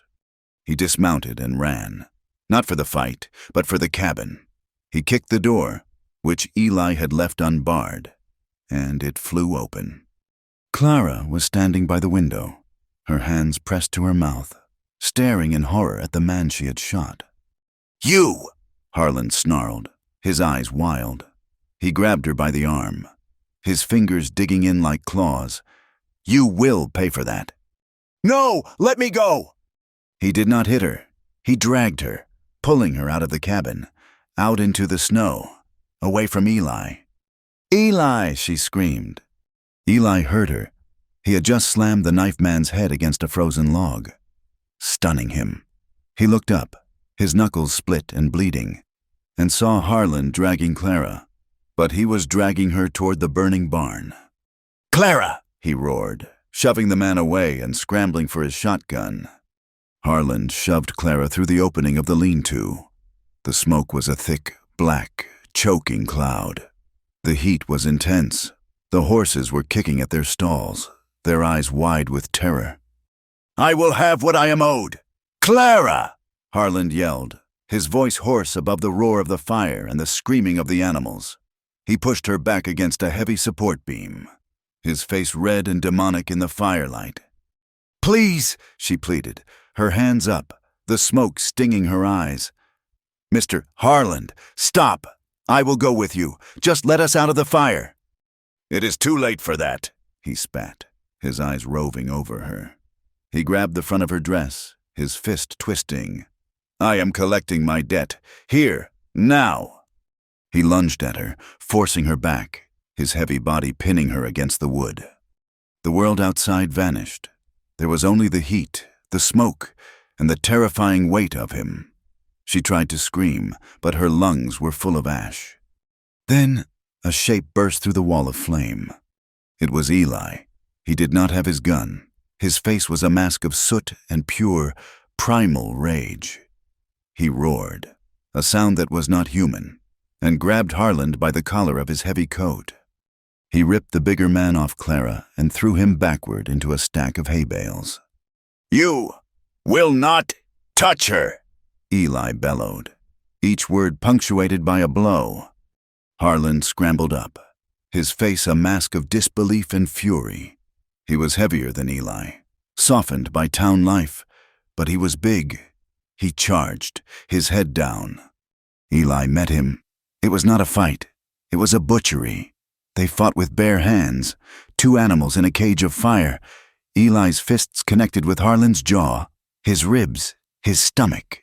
He was fueled by every bruise he had seen on her skin, by every night he had heard his brother's name in his dreams.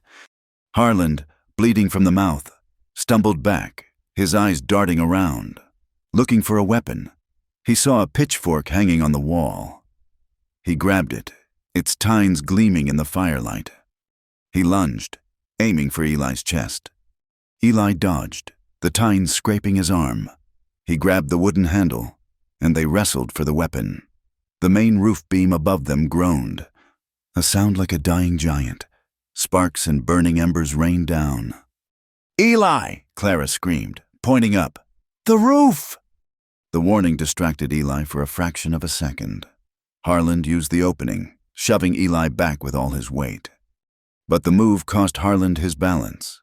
He stumbled backward, his arms windmilling.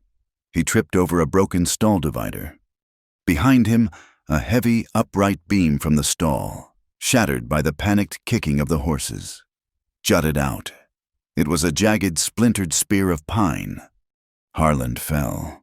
He did not make a sound. He just fell backward, onto the broken beam. The heavy, splintered wood impaled him. It went through his heavy coat, through his back, and punched out the front of his chest. His eyes went wide. He looked down, his expression one of sheer, childlike surprise. He opened his mouth. A low, wet gurgle was the only sound. He hung there, his feet dangling, as the fire licked at his boots. "Eli!" Clara screamed again. The main beam cracked, splitting in two. The roof was coming down. The horses, in a final, panicked surge, had broken free and bolted through the flames into the snow. Eli grabbed Clara's arm. "We have to go, now!" He half carried, half dragged her toward the opening. A falling rafter, trailing fire, grazed his shoulder. His coat ignited. He did not stop. He shoved Clara out of the doorway, tumbling after her. They landed in a deep, clean drift of snow just as the entire roof of the barn caved in. A volcano of sparks, smoke, and fire roared into the night sky, briefly illuminating the entire canyon in a hellish, red light. They fell, gasping, 20 yards away. Eli rolled frantically, burying his burning shoulder in the snow, the hiss of it loud in the sudden quiet. They lay there, side by side. They were covered in soot, their hair singed. Clara had a long, bleeding gash on her arm from a splintered piece of wood. Eli's face was black, his knuckles raw and split to the bone. They were choking on smoke, their lungs burning, but they were alive. The snow was falling thick and fast again, pure and white. It was already beginning to cover the dark shape of the man Clara had shot. The other man Eli had fought was gone, likely fled with the first man he had wounded. The barn burned, a massive funeral pyre for the man who had thought he owned the world. Clara looked at Eli. He looked at her. Neither of them spoke. They just lay in the snow, the silence of the mountains slowly returning, as they breathed in the cold, clean, living air. They did not move for a long time. The night passed. The fire burned itself out, leaving a smoking black skeleton of the barn. Days passed. The snow buried the evidence. It buried the man. It buried the blood. Eli tended to Clara's arm. She tended to his burns and his hands. They scavenged what little they could from the ashes. Their horses were gone, likely dead from the cold or taken by wolves. They were truly trapped. But they were alive, and they were free. Almost a week later, they saw riders on the ridge.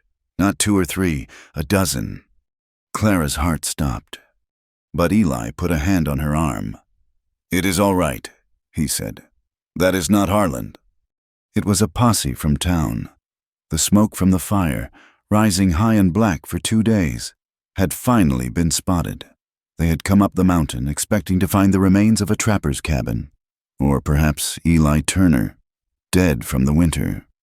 They found Eli and Clara standing side by side in the snow, waiting for them. The posse from town found them 3 days later, guided by the column of smoke that had stained the sky. They found a smoking black crater where the barn had been. They found a grave, hastily dug and marked by a crude cross. And they found a third body, half buried in new-fallen snow, his rifle still clutched in his frozen hand. The sheriff, a man named Brody, looked at the devastation, his face grim. He looked at Eli, who stood by the cabin door, his hands bandaged, his face still black with soot. He looked at Clara, who was pale and gaunt, her arm in a sling Eli had made. "Turner," Sheriff Brody said, his voice flat. "This is a hell of a mess." "It was self-defense," Eli said, his voice raw from the smoke. "That is Mr. Harland in that grave," the deputy said, nudging the mound with his boot. "And that looks like John Sykes over there. You got a lot of explaining to do." "They came with torches," Clara spoke, her voice thin but clear. "They came to kill us. They set the barn on fire." Brody looked at her, his eyes lingering. He had seen Clara around town, the quiet widow. He had also heard the gossip. "Some in town are saying you lured him up here, Mrs. Shaw, that you enticed him." "That is a lie," Eli growled, taking a step forward. The deputy put his hand on his pistol. "We will settle this in town," Brody said. "A circuit judge is due in a week. There will be an inquest. You will both come with us." The ride down the mountain was a slow, agonizing humiliation. Eli and Clara were not in chains, but they were prisoners all the same. When they reached the muddy main street, the entire town was waiting. Faces peered from behind curtains. Men on the boardwalk stopped and stared. Clara kept her eyes fixed on the muddy ground in front of her. She could hear the whispers. She could feel the weight of their judgment. Sheriff Brody separated them. "Turner, you will be in the lockup, for your own protection, until the judge gets here." Eli did not resist, but his eyes, locked on Clara, were full of a helpless fury. Being in a cell was his deepest nightmare, but being separated from her was worse. Clara was taken to the town's only boarding house, but the proprietor, a stern woman who followed the preacher's word, refused her at the door. "We have no room for that kind of woman," she said, loud enough for the street to hear. Clara was finally given a cold, damp room in the back of the church. It was less a kindness and more a holding pen. Mrs. Gable, the preacher's wife, brought her a tray with stale bread and water. "You see, Mrs. Shaw," Mrs. Gable said, her voice dripping with righteous satisfaction. This is what pride brings. You shunned Mr. Harlan's decent proposal. And now look, you have brought death and ruin. You enticed 2 men to fight over you. You are a Jezebel." "He attacked me," Clara whispered, her hands clenched. "Men are weak, Mrs. Shaw. It is a woman's duty to guide them from sin, not lead them into it. You lived alone with that mountain man. What do you expect a decent community to think? You are a whore. You will be judged." Mrs. Gable left, locking the door from the outside. For a week, Clara was locked in that room, and Eli was locked in his cell. The town feasted on the gossip. Harlan, in death, had become a martyr, a pillar of the community struck down by a violent squatter and a fallen woman. The inquest was held on a gray, thawing afternoon. The circuit judge, Amos Thorne, was a man whose face looked carved from old, hard wood. He had seen too many frontier towns, too many justifications for murder. The town hall was packed, every seat taken, the walls lined with men who had worked for Harlan and women who had whispered about Clara. Clara was seated on a bench at the front, alone. She wore the same gray wool dress, the one she had been wearing during the fight. She had mended the gash in the sleeve, her stitches neat and tight. Eli was brought in by 2 deputies. He looked gaunt, the confinement having worn him down, but his eyes were clear, and they found Clara's instantly. He gave her a single, hard nod. "I am here." Judge Thorne began. "This is an inquest into the deaths of Mr. Silas Harlan and Mr. John Sykes. I have read the sheriff's report. I will now hear testimony." Mrs. Gable was the first to speak. She stood, her black dress rigid, and painted a picture of Clara as a calculating, immoral woman. She was always wayward, judge, prideful. She refused the counsel of the church. She abandoned her lawful debts to my dear friend, Mrs. Harlan's sister, and ran off into the wilderness. "Objection." Eli's voice was a low growl. "She is not on trial." "Quiet, Mr. Turner," the judge said. "Continue, Mrs. Gable." "She fled to the cabin of a man known for his violent temper." Mrs. Gable continued, her voice rising. "She lived with him, in sin, Mr. Harlan, a generous man, a man who had offered her the protection of his name, was concerned for her. He went up that mountain as a rescue, to save her from her own folly, and they murdered him for it." A murmur of agreement went through the crowd. Clara looked at her hands, her face burning with shame. "I see," said Judge Thorne. He looked at Clara. "Mrs. Shaw, what do you say to this?" Clara stood, her legs shaking.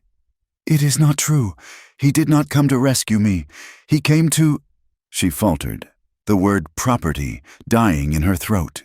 How could she say it? "Speak up, woman," the judge said. "She cannot," Mrs. Gable said, smiling. "She is a liar." "That is enough." Eli was on his feet. The deputies pushed him back, but his voice silenced the room. "You will not call her that." Mr. Turner." The judge said, "You are next. You will stand here and you will tell me, under oath, what happened. And it had better be the truth." Eli walked to the front. He did not look at the crowd. He looked at Judge Thorne. He looked at Clara. "My name is Eli Turner. I live on the mountain. Mrs. Shaw came to my cabin half frozen, fleeing for her life." "Fleeing what?" the judge asked. "Fleeing him." Eli nodded toward the name Harlan on the inquest papers. "Why?" Eli was silent for a moment. He was a private man. His whole life was built on silence. But he looked at Clara, at her pale face, at the humiliation she was enduring, and the dam of his silence broke. "She was fleeing him because he meant to collect a debt," Eli said, his voice low and dangerous. The room leaned in. "Not a debt of money, A contract, a piece of paper he had forged, claiming that since her husband had died, she was his property, that she owed herself to him, as payment. A collective gasp went through the room. It was one thing to gossip about a woman living in sin. It was another to hear of a man claiming ownership of a white woman. "That is absurd," Mrs. Gable sputtered. A preposterous lie. He is a murderer, trying to save his own neck." "Is it?" Eli's voice dropped, becoming as cold as the mountain wind. "He came to my cabin with 3 hired men. He came with rifles, and he came with torches. He demanded I turn over his property. I fired a warning shot. He ordered his men to burn my barn, with my horses inside." He paused, his eyes scanning the crowd, landing on the women who had whispered, Mrs. Gable calls her a liar. She calls her names, but I am the one who saw the proof before he ever came up that mountain." He took a step closer to the judge. "Before she fled, Mr. Harlan came to her home. She told him no, and he struck her. He put his hands on her." The room was deathly quiet. This was not slander. This was a truth the women understood in their bones. "I have seen the marks he left on her," Eli said, his voice thick with a rage that made the deputies shift. "Bruises, on her shoulder, on her arm. He told her he was inspecting his property. That is the man you call a pillar. That is the man who came up my mountain." Mrs. Gable was white as a sheet. She looked at the women around her, but they were no longer looking at her. They were looking at Clara. Their expressions of judgment turned to ones of horror and a sickening, shared understanding. "He tried to force himself on her," Eli continued, his voice breaking with a memory. "In the barn, while it was burning, that is when he fell. He was impaled on a broken beam. It was an accident, an act of God." "And John Sykes?" the judge asked, his voice softer now. Eli looked at Clara. "Sykes was trying to shoot me in the back while I was fighting the other one, Mrs. Shaw. She saved my life." "Do you have this contract?" the judge asked. "I do," Eli said. He reached into his coat pocket and pulled out the charred, water-damaged, folded paper he had taken from Harlan's body. He threw it on the judge's table. "It says exactly what I told you. All assets, including the contract of her person." Judge Thorne picked up the paper, his face grim. He read it. He looked at Eli. He looked at Clara. He looked at the silent, stunned town. "Does anyone else," the judge said, his voice carrying to the back of the room, "wish to speak on behalf of Mrs. Shaw?" There was a long silence. No one wanted to be the first to cross the memory of Harlan. Then, a small voice. I do, sir." A young boy, no older than 12, was standing at the back, twisting a filthy cap in his hands. It was Timothy, the blacksmith's son. "Come forward, boy," the judge said. Timothy walked up the aisle, his boots loud on the floorboards. He looked terrified. He stopped, looking at Clara. "What is it, son?" "It is just Mrs. Gable. She said Mrs. Shaw was bad, but she is not," the boy said, his voice shaking. She is kind." "How do you know this?" "My coat, sir," Timothy said, pointing to the wool coat he wore, which was 2 sizes too big. "Last winter, I tore at something fierce on a nail. My PA said we could not afford a new one. I was freezing." He looked at Clara, his eyes shining. "Mrs. Shaw, she saw me. She took the coat. She mended it. And she took the lining from one of her own skirts, sir, and she sewed it inside to make it warmer." He held open the coat. The lining was a faded blue calico, the stitches small and neat. "She did not ask for a penny," the boy said. "She just told me a body needs to be warm. Timothy, she is not a bad person." He sat down. A woman in the back began to weep quietly. Then another person stood, the mercantile owner. "Mr. Harland," the man said, his voice shaking. He was not a pillar. He used his bank to threaten my supply lines. He forced me to sell him goods at a loss." Another man stood. "He foreclosed on my brother, left him with nothing." Suddenly, the dam of fear that Harland had built over the town crumbled. One by one, the people stood, voicing the small, quiet tyrannies, the land grabs, the threats, the crushing weight of his power. The town, in a single, powerful moment, was turning on its dead benefactor. Mrs. Gable sat alone, her face a mask of stone, her reputation destroyed. Judge Thorne raised his hand, and the room fell silent. He looked at the ashes of the contract. He looked at Timothy. He looked at Clara, who was weeping. Not from shame, but from a relief so profound it was painful. "This inquest is concluded," Judge Thorne said, his voice booming. "It is clear to this court that Mr. Harland went to Mr. Turner's property with armed men, with malice, and with criminal intent. It is clear he and his men instigated the violence. The death of Mr. Harland was an accident, a direct result of his own unlawful actions. The shooting of Mr. Sykes by Mrs. Shaw was a clear and justifiable act of self-defense, to save the life of Mr. Turner." He banged his gavel, the sound final. "Case closed. Mrs. Shaw and Mr. Turner are free to go." A wave of exhales and murmurs swept the room. People were looking at Clara, their eyes now full of a deep, abiding shame. As they left the hall, Sheriff Brody stopped Eli on the steps. "Turner," the sheriff said, clearing his throat. That was well done. This town, it needs a new kind of law. Harland's death, it leaves things unsettled. I could use a man who is not afraid to speak the truth. I am offering you a position as my deputy."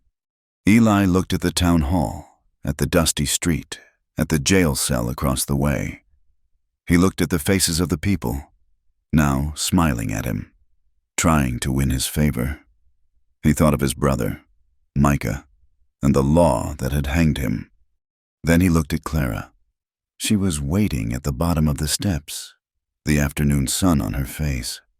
"I appreciate the offer, Sheriff," Eli said, his voice quiet. "But I am done with towns. I am done with their laws." He shook his head. "I just want to live free." He walked down the steps, took Clara's hand, and did not look back. The townspeople, in their shame, had taken up a collection. It was not charity. It was an apology. They gave them 2 strong horses, a wagon loaded with supplies, flour, beans, salt pork, new tools, and seed. They rode out of town, leaving the whispers and the judgment behind them. The air was warmer, the snow was melting, and the passes were clearing. Up on the mountain, the first signs of spring, small purple flowers, were pushing up through the snow. They reached the cabin. The blackened scar of the barn was an ugly wound on the land. The cabin itself was pocked with bullet holes, a grim reminder. They did not speak of the fight. They did not speak of the inquest. They just worked. The spring was a time of rebuilding. Eli felled fresh pine, the thwack of his axe echoing in the clean air. He and Clara, working side by side, rebuilt the barn, stronger this time. They mended the cabin, patching the bullet holes, replacing the shattered door. Eli built a new pantry, but this one had no lock. One afternoon, they heard the sound of bells. Their horses, Buttercup and Eli's gelding, had found their way home, drawn by the smell of the new-cut wood. They cleared the small field by the creek. They broke the rocky soil together. They planted potatoes, corn, and beans, their hands in the same dirt. The mountain, which had been a frozen prison, became their sanctuary. The silence was no longer a weapon. It was a comfort. They talked, they laughed. The scars on their bodies and their souls began to fade. It was a warm evening in late summer. The corn was high, and the cabin was filled with the smell of baking bread. Eli sat by the hearth, the firelight low, mending a piece of harness. His hands, no longer bandaged, were rough and scarred, but steady. He heard her enter, her footsteps light on the new floorboards he had set. He looked up. Clara stood in the center of the room. She had been down at the creek. Her hair was damp, falling in loose waves over her shoulders. She was wearing the dress, the old gray wool dress, the one she had worn when she arrived, half frozen, the one she had unbuttoned to show him her bruises. Eli's heart gave a single, painful squeeze. He stopped his work, his hands freezing on the leather. The memory of her pain, of his own rage, was still sharp. Clara looked at him. She did not look away. Her eyes were not haunted. They were not afraid. They were clear, and they were full of a love so deep it took his breath away. Slowly, wordlessly, she raised her hands to the high collar. Eli watched, his heart aching, his throat tight, but this time, he did not freeze. He did not look away. He did not see the victim. He did not see Harlan's property. He saw her. He saw Clara, the woman who had climbed a mountain, the woman who had fought for her life, and for his, the woman who had mended his soul with her quiet strength. Her fingers were steady, one by one. The buttons came undone.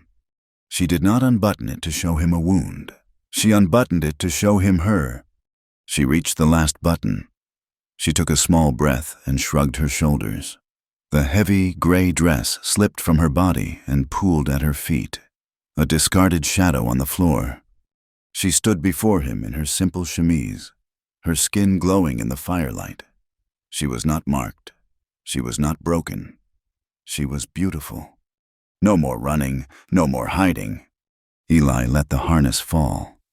He stood, crossed the room in 2 strides, and stepped into her arms, burying his face in her hair. She wrapped her arms around him, holding him tight. Just 2 broken people, standing in the home they had built, finally whole. Thank you for listening to our story. Please comment with where you are listening from to connect with others. Subscribe to the From Wild West channel and share your thoughts in English.